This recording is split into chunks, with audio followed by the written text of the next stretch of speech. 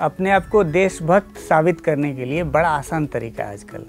कोई बड़ा सा ट्रेंडी सा स्लोगन लिख दीजिए, कोई दमदार सोशल मीडिया पोस्ट लिख दीजिए और कोई ज़ोरदार एक दो भाषण दे दीजिए, बस आप स्टैब्लिश हो गए, एकदम से फॉर्मली स्टैब्लिश हो गए कि आप बड़े देशभक्त हैं। उसी में एक थोड़ा सा वेरिएशन ये आ गया है, सर्जिकल स्ट्राइक।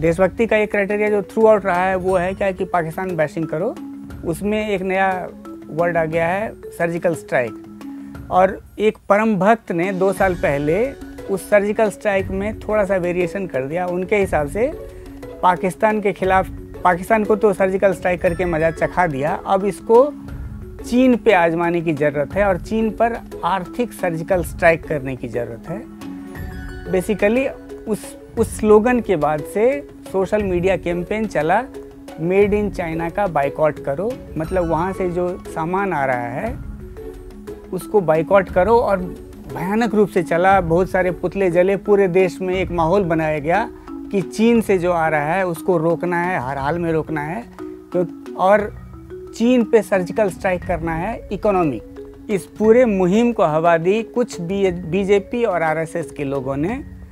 और ताज्जुब की बात ये देखिए कि यही स्लोगन और एक्चुअल चीज़ में कितना फ़र्क होता है, इसी को समझिए।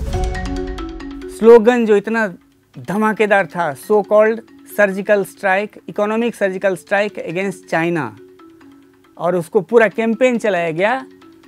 ये स्लोगन देख लीजिए और हकीकत देख लीजिए। आज हम यही देखते हैं कि उस स्लोगन में और हकीकत में कितना अंतर है। हकीकत ये है कि अगर ट्रेड डेटा पे गौर करेंगे तो पिछले 4 साल में चीन से आने वाले सामान में बेतहाशा वृद्धि हुई है और पिछले 4 साल में बहुत तेज़ी से बढ़ोतरी हुई है। चूँकि 4 साल हम इसीलिए ले रहे हैं कि 4 साल के अंदर में अल्ट्रा नेशनलिस्ट की एक बड़ी फौज बनी है। तो अल्ट्रा नेशनलिस्ट के मौजूदगी में हमारे देश में क्या बदलाव आया है ट्रेड में चाइना के साथ, इसीलिए 2014 कट ऑफ है। और ये जितना डेटा मैंने आज लिया है सब director general of foreign trade के वेबसाइट पे सारे डेटा मौजूद हैं, आप क्रॉस चेक कर सकते हैं। छोटा आंकड़ा देते हैं, उस आंकड़े का नमूना, पूरी दुनिया से हम जितना इंपोर्ट करते हैं 2013-14 में उसका सिर्फ 11% हिस्सा हम चीन से इंपोर्ट करते थे।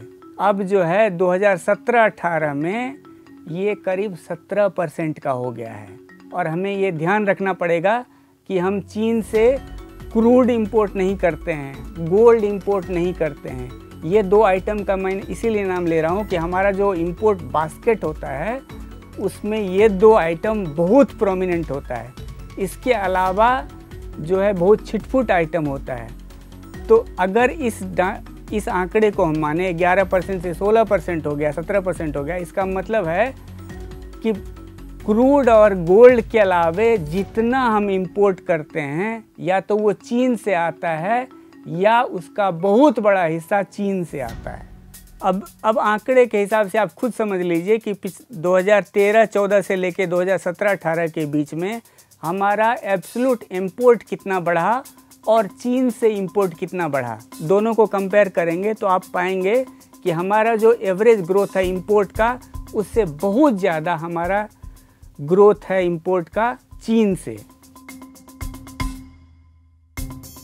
अब आपके मन में सवाल आएगा कि इंपोर्ट बढ़ रहा है तो ये तो हाफ पिक्चर है, अगर इसकी तुलना में हमारा बहुत तेज़ी से एक्सपोर्ट बढ़ रहा है तब तो कोई हर्ज नहीं है।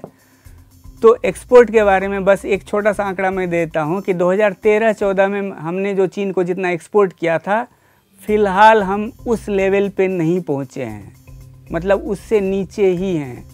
मतलब पिछले 4-5 साल में हम ये बोल रहे हैं कि हमारा 20% बढ़ गया या ये हो गया, लेकिन एब्सोल्यूट फिगर ये है कि 2013-14 में चीन को जो हमारा एक्सपोर्ट था उससे अभी भी लास्ट ईयर जो एक्सपोर्ट था उससे कम था। फुल पिक्चर ये है कि चीन के साथ जो हमारा ट्रेड डेफिसिट, व्यापार घाटा 2012-13 में $38 बिलियन था, 2017 में 18 में बढ़ के वो $63 बिलियन हो गया। तो एक लाइन में मतलब ये है कि हम इंडिया और चाइना के बीच में ट्रेड तो बढ़ रहा है, लेकिन इसका फ़ायदा सिर्फ और सिर्फ चीन को हो रहा है। संदेश है हमारे अल्ट्रा नेशनलिस्ट के लिए कि स्लोगन देना बंद कर दीजिए, हकीकत देखिए। हकीकत ये हो रहा है कि चाइना जो है हमको धमका भी रहा है और हमसे ज़्यादा सामान खरीदवा भी रहा है। इसका मतलब ये नहीं कि हम उस ट्रेड में रुकावट पैदा करें, इसका सीधा सीधा मतलब ये है कि हम अपने आप को इतना तैयार करें, स्लोगन के ज़रिए नहीं, हम अपने आप को इतना तैयार करें कि हम चीन से एक्सपोर्ट फ्रंट पे मुकाबला कर सकें। चीन को भी इतना अपने यहाँ इतना वर्ल्ड क्लास प्रोडक्ट पैदा करें, सर्विसेज पैदा करें कि चीन के मार्केट को सही तरह से उपयोग कर पाएँ। ये सिर्फ स्लोगन देने से नहीं होगा।